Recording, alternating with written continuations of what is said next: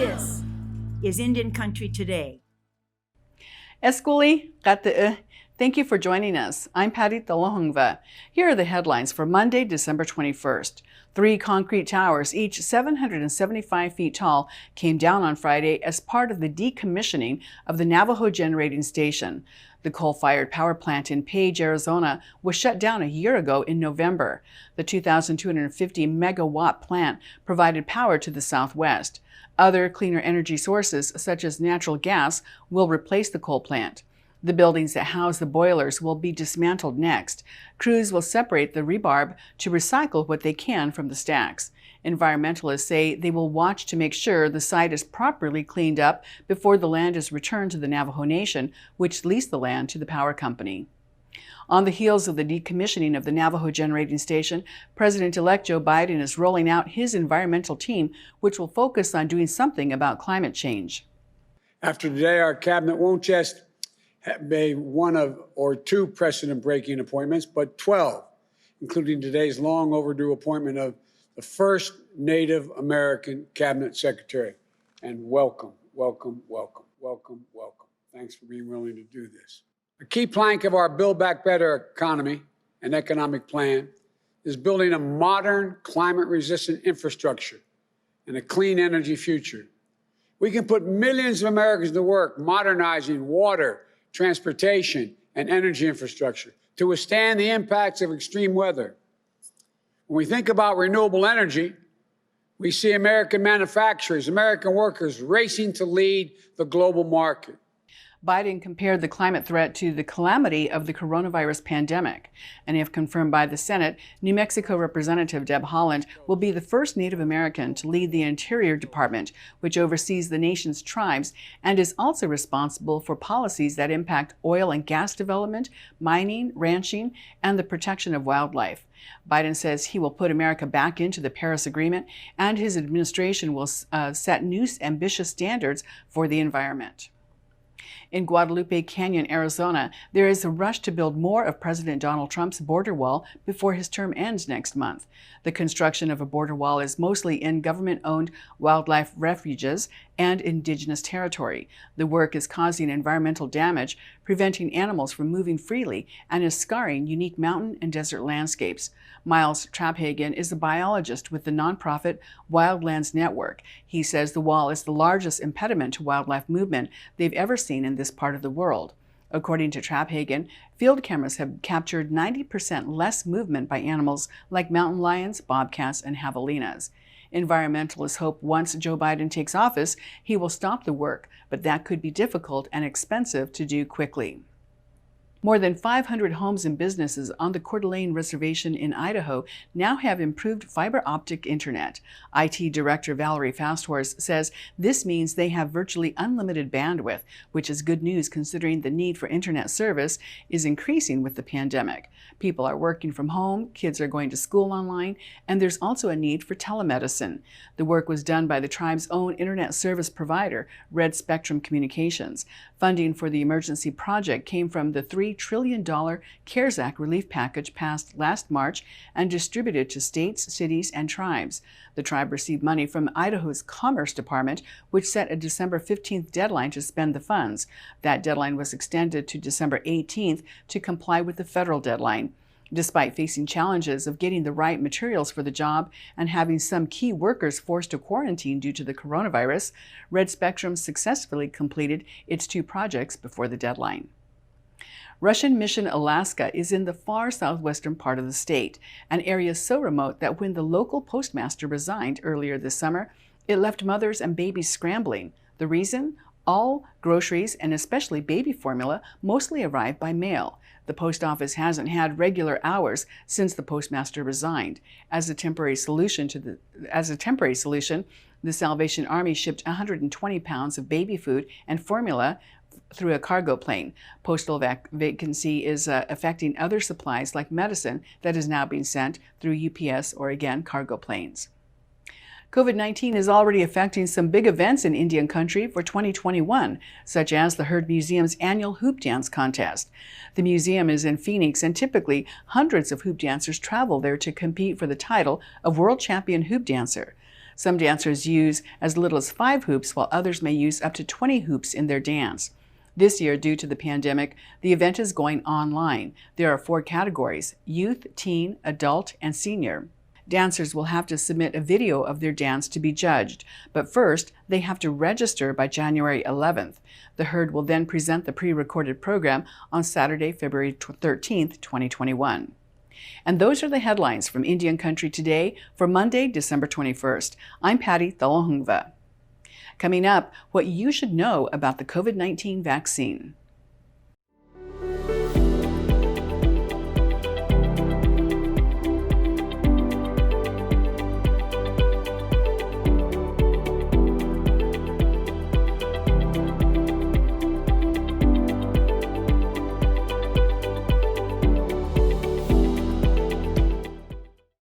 As the coronavirus vaccines arrive in tribal communities, there are concerns about how fast the vaccines were created, how they will be distributed, among other concerns. So how safe are the vaccines, and what should you know when it comes to getting vaccinated? Last week, Dr. Anthony Fauci, the director of the National Institute of Allergy and Infectious Diseases at the National Institute of Health, was on a panel with some tribal leaders to address vaccine questions. It's one of many meetings he's held this summer with the tribal leadership across the country. Dave Wilson moderated that panel, and he is the director of the Tribal Health Research Office at the NIH. He joins us today. Welcome, Dave Wilson. Great. Thank you, Patty. It's a pleasure to be here today. Well, this panel involved the Great Plains Tribal Chairman's Health Board. What was their biggest concern? Well, I think that we're very familiar that mistrust around biomedical research is something that's not uncommon to our communities. So since the pandemic broke out around March, we have really, my office and the NIH as a whole has been engaging many of the IHS service areas. And to date, we've been able to engage the Alaska area, Portland area, Phoenix, you mentioned Great Plains, also Navajo, Tucson, and the Nashville area. So there has been a tremendous outreaching, and that's something that Dr. Fauci has really encouraged. I think one of the messages that he has really communicated to our tribal leaders is that tribes really need to put aside the mistrust right now, because and come into with an open mind and in a good way to learn more about the vaccines and the clinical trial process to help build their confidence in encouraging their community members to participate or to actually receive the vaccines as they begin to roll out. It's interesting to see how much mistrust there is with this vaccine. But when you look at the history of vaccines and tribal people taking those vaccines, there's actually been a very good outcome when it comes to things like diphtheria, mumps, and measles. Why is that history not being talked about when it comes to vaccinations in Indian country? So it is, and it's a really good, it's good historical data to continue to remind our communities about, is that vaccines have really played an important role around improving our health. And our goal is now that there is a really unique opportunity for tribes to learn a lot more about the clinical trial process. So thinking about things moving forward after we're out of this pandemic, it would be a great opportunity for tribes to think about other clinical trials to address other health conditions that impact our tribal nations. All right, and I think maybe just this whole idea that everything is coming around so fast. I mean, even the name of this rollout, Operation Warp Speed, shows kind of the frantic pace of the creation of the vaccine and then getting it out to the community. And it is quite ambitious. 300 million or so vaccinations are going to be distributed by January. How do you address concerns about how frantic this pace is? Yeah, that is a great question, and that is a really important question to address, is that we, throughout this entire process of vaccine development and the clinical trial process, there have been absolutely no steps that have been skipped or bypassed, thereby impacting the safety of these trials. So they unlike conventional trials that actually proceed end to end with clinical phases 1 budding up to phase 2, these are basically overlapping. And that allows us to really cut down the amount of time that we proceed through the clinical trial process. And, as we know, the EUAs were recently granted around the Moderna and the Pfizer vaccines. It's important to realize that the EUA is not it's not an open licensure, or it's not a licensure granting for these vaccines. It is something to address a public health emergency that has the potential to affect national security and the population's health. So this is a short-term remedy to address a public health crisis in our nation right now. It's not a license. So a license will be granted possibly 2 years after more participants enroll and after a longer period that we know more about the side effects, more about the efficacy in a larger population, so to speak. So thanks. There's just so much to go over when it comes to this vaccine and the concerns that people have. And you mentioned that you've met with tribal leadership throughout the summertime, since March, when all this broke out. So again, what are some of the concerns that have been alleviated with these meetings with tribal leaders? So some of the questions that the tribal leaders are really concerned about are, can our community members become infected if they receive the vaccine? And the answer is absolutely not. We heard a really terrific analogy that was put in place. So if you think about this, an mRNA vaccine doesn't contain the virus itself. You can think of it as an email that is sent to your immune system that shows our immune systems what the virus looks like, how to kill it, and then just like a Snapchat message, it goes away. And that's very similar to how these mRNA vaccines work. Is a transcript is injected into your muscles. Our bodies are able to read that transcript. Our bodies synthesize that spike protein, which is just the outermost part of that virus that comes in contact with our cells. And then our bodies are able to produce antibodies that recognize that spike protein. So when a virus comes into our cells, our antibodies will bind that spike protein. Some people refer to it as landing gear, and that inhibits its ability to invade or infect our cells. Well, that's a great analogy, but it also makes me concerned. That means that your body has to read that email. And if you're using an email analogy, so many of us don't read so much email because we get so much. So in that case, is that how people are reacting with these allergic reactions to the vaccine? Could it be because the body is not reading that email or interpreting it right? That's another great question. So there are so many other underlying health conditions that we really don't know about, and it's not a really wide phenomenon. There are not large numbers of people who are experiencing those adverse health effects that we've seen so far. I mean, they're very low numbers. So until we know more about these individuals' health history, then we can say more about those adverse reactions. But So these the transcript that's injected into our arms, they're transcripts that are read by everybody has the ability to read them, and there's no preference. If they're available, if they're there, if they're present, they will be read. So there is no determination or differentiations between the different types of messages. If they're mRNA, they will be read by the body. They will be translated into protein, and that protein will be perceived as a foreign peptide, and then our bodies will react to it.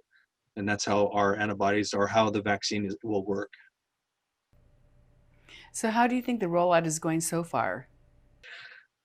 That's a great question. The rollout is really outside of the purview of the National Institutes of Health. That is under the jurisdiction of the CDC, and within our tribal communities, the Indian Health Service.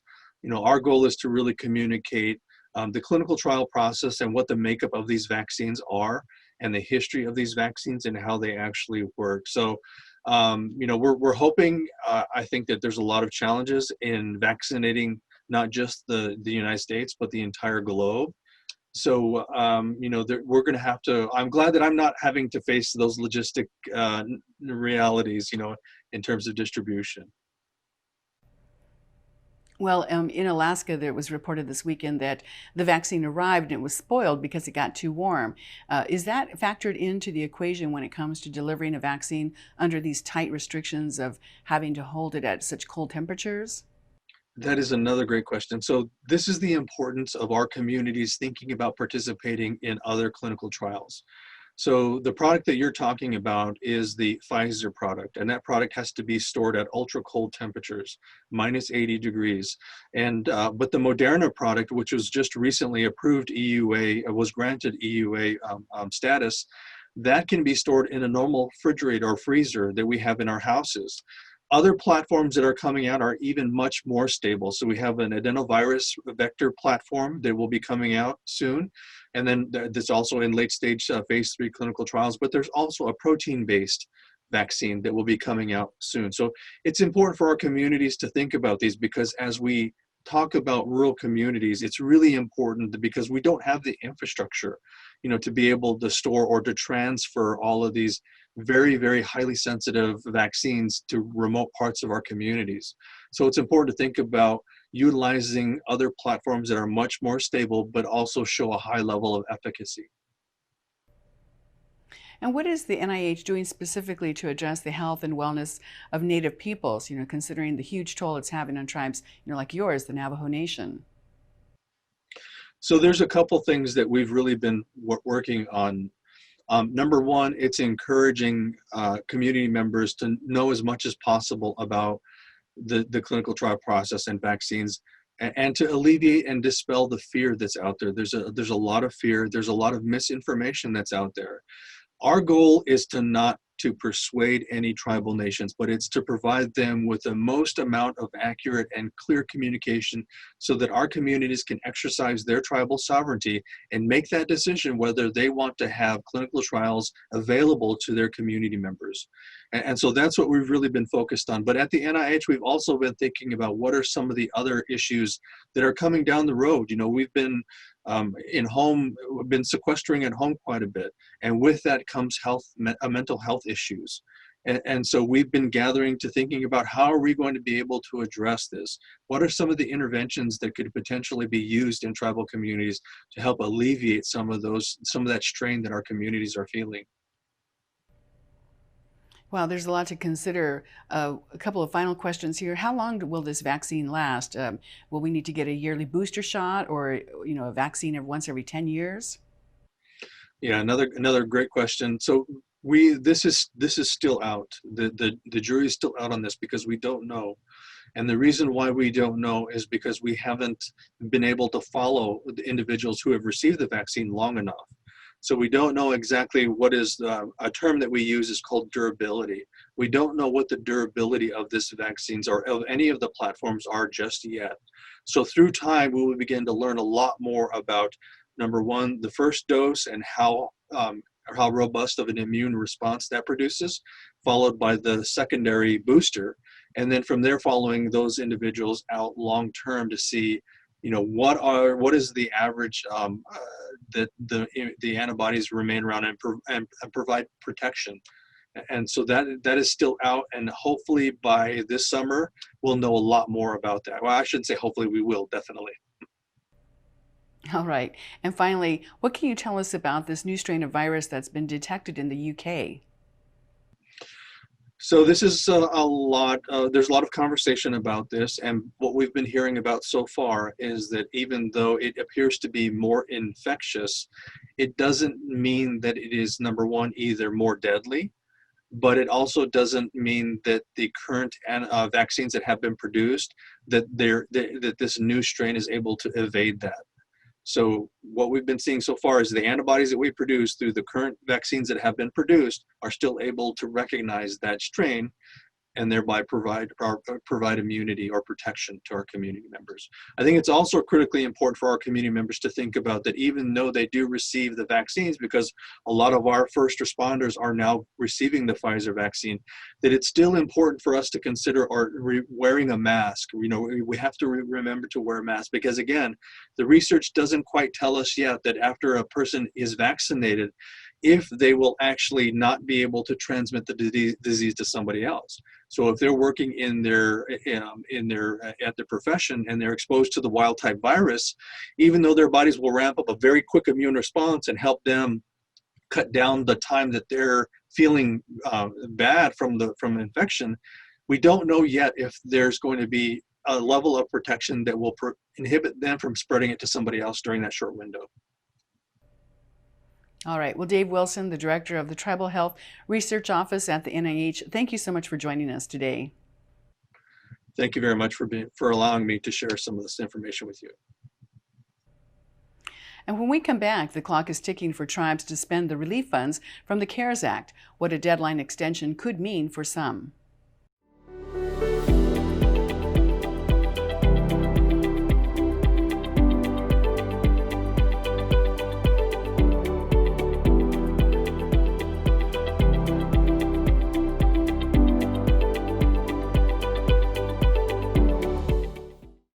Back in March, Congress passed the Coronavirus Aid, Relief, and Economic Security Act and allocated $8 billion to tribes.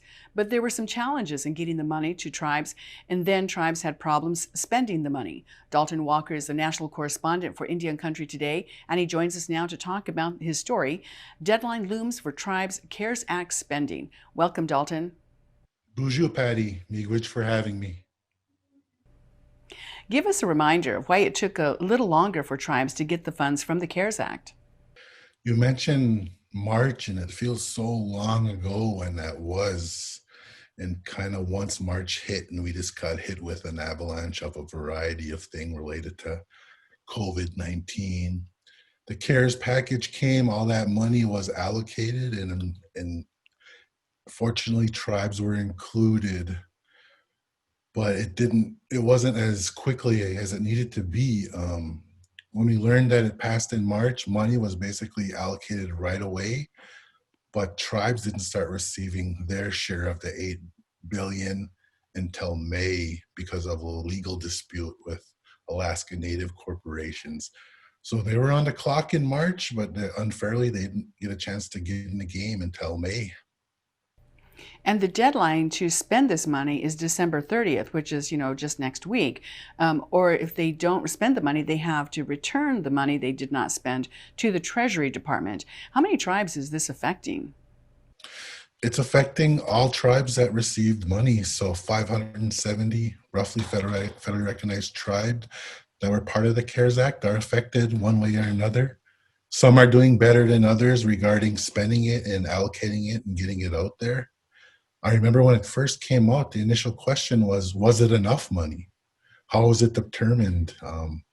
What's next? But this deadline of December 30th, which is right around the corner now, I don't think that was a big of a deal then. But right now, we're kind of running up against it. And like you mentioned, if it's not spent, as far as we all know, that it's going to be returned to the Treasury. And it seems, like Native people might be saying, well, there's so many things that we need to improve in our tribal communities. So what's the problem with spending the money? What are tribes saying? What are they saying in terms of why it is so hard to spend this amount of money when there's such a great need in Indian country? Well, the part of it was the strict spending guidelines, being able to allocate it efficiently. So you have to remember, tribal leadership was busy, and then all of a sudden we get this new world, this pandemic life, and we're thrown into this mix. So on top of that, tribes are trying to make sure their people are safe, people aren't doing anything they shouldn't be doing, while at the same time juggling this new lump sum of money given to them.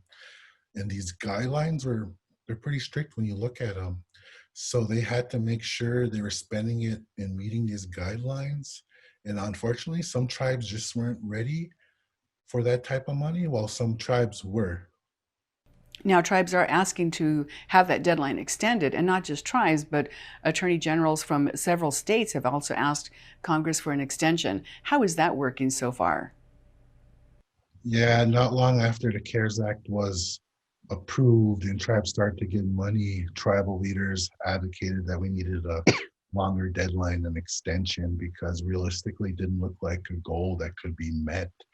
So I believe in May there was some legislation that stalled regarding some Arizona tribes. And then in November, a tribe in Washington State was trying to get Congress members that represent them to get on board with this extension deadline request that had little to no movement in Congress, like many things when it comes to relief packages. So they're looking at hopefully having some kind of an extension, because several tribal leaders have said, the need is not going to end on December 30th. And certainly they're going to have issues going into 2021 that they have to deal with. So tribes are hoping for that extension. Yeah, there's still time for an extension, and it is needed by some tribes. It's unclear what this new CARES package that Congress appears to be passing this week, and if it reflects on anything related to CARES Act deadlines, or if there's new deadlines. So it's kind of a wait and see, but in the meantime, these tribes are working around the clock to make sure this money is spent. Otherwise, technically, it has to go back to the government. Wow, and that'll be a whole nother other story to report on. So, and again, a reminder that you can read Dalton's story on our website, Deadline Looms for Tribes CARES Act Spending. Thank you, Dalton. Thank you, Patty. And thank you for watching. Take care of yourselves. Your life is precious. I'm Patty Thalahungva. Join us again tomorrow. You got to take a stand just because you know you can. Oh, you got to run, you got to run.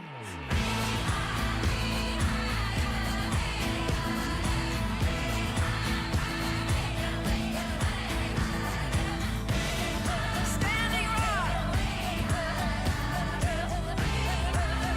Indian Country Today is recorded at the Phoenix Indian School Visitor Center in Phoenix, Arizona. This is Indian Country Today.